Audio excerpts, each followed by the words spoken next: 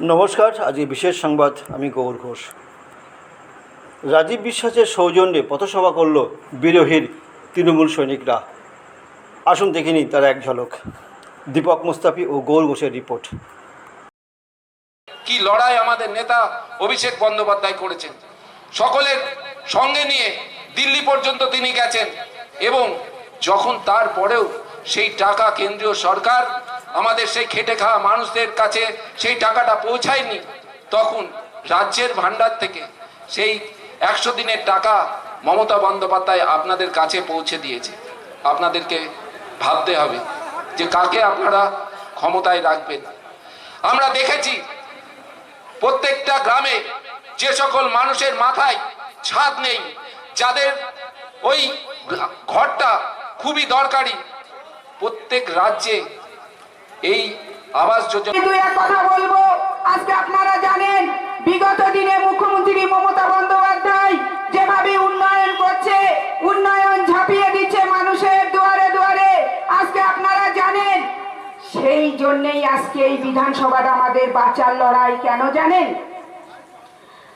আজকে এক নারীর বিরুদ্ধে সারা রাজ্য থেকে সবাই এসছেন নারীকে হারানোর জন্যে। এ যেন একটা আমরা মহালয় দেখছি। অসুর আসছে দুর্গাকে বিনাশ করতে। এটা পশ্চিম বাংলা।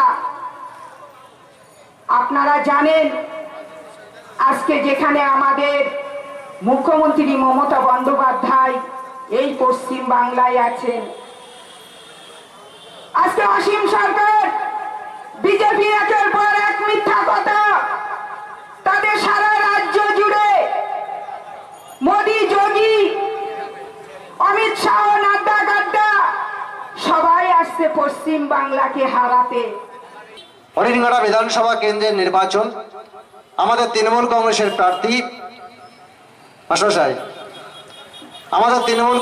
প্রার্থী ডক্টর রাজীব বিশ্বাস সভ্য, ভদ্র, নম্র, মার্জিত, উচ্চ শিক্ষায় শিক্ষিত, 34 বছরের একটা তরুণ তুর্কি তরতাজা যুবক। চোখে তার রঙিন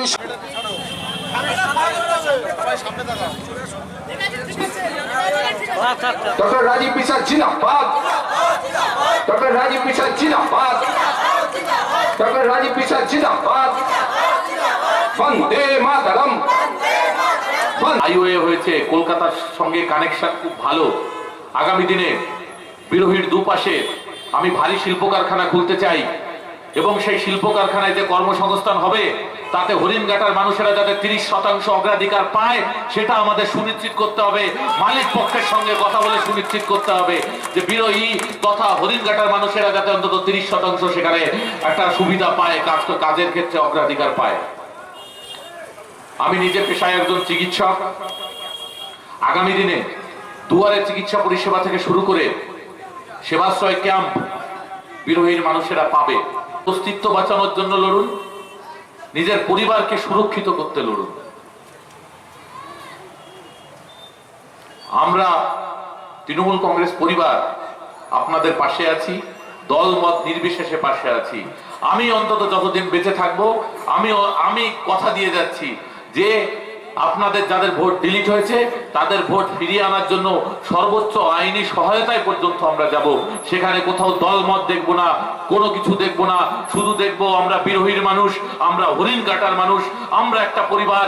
সেই পরিবারে যার দুঃখ হয়েছে সেই দুঃখ লাঘব করা, ঘুচিয়ে দেওয়াটাও আমাদের কর্তব্যের মধ্যে পড়ে। ফলে দু একটা কটু কথাও শুনিয়ে দিয়েছে, কিন্তু তারপরেও বলবো বাবা, তাকে বুকে আগলে নিন, কারণ এটা আমরা সবাই একটা পরিবার। বিরোহীর মানুষেরা সবাই একটা পরিবার। একটা পরিবারে কখনো কখনো ছোট ছোট ঝগড়া হয়, মনোমালিন্য হয়, কিন্তু আমরা যদি ইউনাইটেড থাকি কেউ আমাদের আটকাতে পারবে না, কেউ আমাদের ভাঙতে পারবে না। 10টা লাঠি যদি একসঙ্গে থাকে, আপনি 10টা লাঠিকে একজন কখনোই ভাঙতে পারে না। কিন্তু ধর্মের নামে, বর্ণের নামে যদি বিভাজন করে দিই, 10টা লাঠি 10 জনের হাতে দিয়ে দিই, 10টা লাঠিকে একজন একজন করে কিন্তু এসে এক একটা লাঠি ভেঙে দেবে। তার মানে আলটিমেটলি আমরা ভেঙে যাব, বাঙালি ভেঙে যাবে, আমরা হেরে যাব, বাঙালি হেরে যাবে।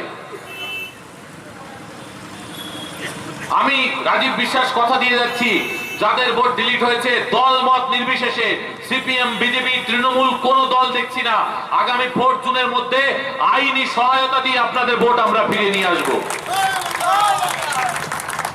কারণ পরিবার বাঁচলে আমরা বাঁচবো, আমরা বাঁচলে তারপর তো বাকিটা বাঁচবে। বিজয় বাজারে যদি যে প্রতিশ্রুতিগুলো দিয়ে গেলেন তার কতটুকু ফলপ্রসূ হবে? আপনি হ্যালো নমস্কার। বিরোহী বাজারে যেটাই প্রতিশ্রুতি দিলাম এর 100% প্রতিশ্রুতি পালন হবে। আপনি দেখবেন, এটা আমার নির্বাচনী ইশতেহারেও আমার বলা আছে। আমি মানুষের জন্য কাজ করার জন্য এসেছি, মানুষের পাশে থাকার জন্য এসেছি। প্রতিটা কাজের মধ্যেই আপনি দেখবেন একটা সায়েন্টিফিক লজিক রয়েছে। প্রতিটি কাজ আপনি আমার থেকে একসময় বুঝে নেবেন। বিরোধী দল বা বিরোধী বিজেপি আছে, 5 বছরে কোনো কাজই করেনি, তার পরিপ্রেক্ষিতে কি বলবেন? দেখুন, আমি বিভিন্ন জায়গায় প্রচারে গেছি, প্রচারে গিয়ে আমি মানুষের সঙ্গে কথা বলেছি। মানুষ আমাকে এই কথা জানিয়েছেন, তাই মানুষ আমাকে আশীর্বাদ করছেন, স্নেহ দিচ্ছেন, ভালোবাসা দিচ্ছেন, তারা আমাকে ভরসা করছেন। আগামী দিনে আমি বিপুল ভোটে জয়যুক্ত হব এবং হরিণঘাটার মানুষের পাশে থাকবো, এই বিষয়ে আমি অঙ্গীকার করব।